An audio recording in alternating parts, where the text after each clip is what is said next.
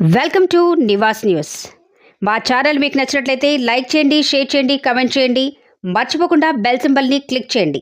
Subscribe చేయటం మర్చిపోకండి.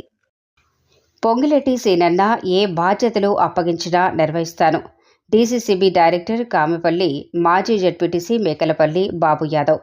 2014 నుండి పొంగులేటి సీనన్న అనుచరుడిగా ఆయన బాటలో నడుస్తున్నారని, ఎన్ని కష్టాలు ఎదురైనా ఆయన వెంటే ఉంటారని, రాజకీయంగా కానీ వ్యక్తిగతంగా కానీ సీనన్న ఎలాంటి బాధ్యతలు అప్పగించినా ఆ మాటే శిరోధార్యంగా భావించి నిర్వహిస్తారని డీసీసీబీ డైరెక్టర్ కామెపల్లి, మాజీ జెడ్పీటీసీ మేకల మల్లిబాబు యాదవ్ తెలిపారు. బుధవారం నాడు పత్రికా విలేకరుల ఇష్టాగోష్ఠి కార్యక్రమంలో పాత్రికేయులు అడిగిన పలు ప్రశ్నలకు మల్లిబాబు యాదవ్ సమాధానమిచ్చారు. యాదృచ్ఛికంగా గత సంవత్సరం ఇదే రోజున పండితాపురంలో జరిగిన రాజకీయ గొడవల నేపథ్యంలో జైలుకు వెళ్లడం జరిగింది. ఈ విషయమై ప్రస్తావించగా మల్లిబాబు యాదవ్ సమాధానం ఇస్తూ, ఆనాడు జరిగిన రాజకీయ గొడవల్లో ప్రత్యక్షంగా కానీ పరోక్షంగా కానీ నా ప్రమేయం లేకుండా కాంగ్రెస్ పార్టీలో చేరటం వల్ల, కేవలం పొంగులేటి సీనన్న అనుచరుడిగా ఉండటం వల్ల అక్రమ కేసులు బనాయించడంతో పాటు నా కుటుంబాన్ని మానసికంగా వేధించారని ఆవేదన వ్యక్తం చేశారు. 2004లో కీర్తిశేషులు రామరెడ్డి వెంకటరెడ్డి గారి హయాంలో కాంగ్రెస్ పార్టీలో చేరిన తర్వాతనే 2006లో నాపై బాంబు దాడి జరిగిందని వివరించారు. ఆ తర్వాత రామరెడ్డి పార్టీలో నాకు ఎంతో ప్రాధాన్యమిచ్చి నన్ను ఒక సోదరునిలాగా చేరదీశారు.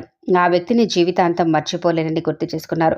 పొంగులేటి సీనన్న ఆత్మీయ సమ్మేళనాలు ఏర్పాటు చేశారు. ఆ రోజు నుండి బీఆర్ఎస్ పార్టీ సీనన్నపై, అనుచరులపై రాజకీయపు కక్ష సాధింపు ధోరణితో మానసికంగా, శారీరకంగా అక్రమ కేసులు బనాయించి వేధించడం జరిగిందని, దానిలో భాగంగా నాటి ఎమ్మెల్యే మంత్రి నన్ను ఒత్తిడికి గురి చేయటమే కాకుండా డీసీసీబీ డైరెక్టర్ పదవి నుండి అక్రమంగా తొలగించడానికి ప్రయత్నిస్తే న్యాయస్థానం నుండి స్టే తీసుకోవటం జరుగుతుందని, అదేవిధంగా గ్రామండల స్థాయిలో నన్ను నమ్ముకున్న ప్రజలు, కార్యకర్తలపై అధికార పార్టీ అహంకారంతో దాడులు చేస్తే ఎదుర్కోవటం జరిగిందని వివరించారు.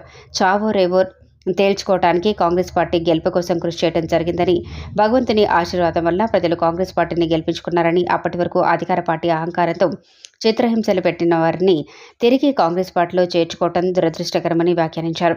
రాష్ట్ర స్థాయిలో కార్పొరేషన్ చైర్మన్ పదవికి మీరు నామినేట్ అవుతున్నారని ప్రచారం జరిగింది కదా.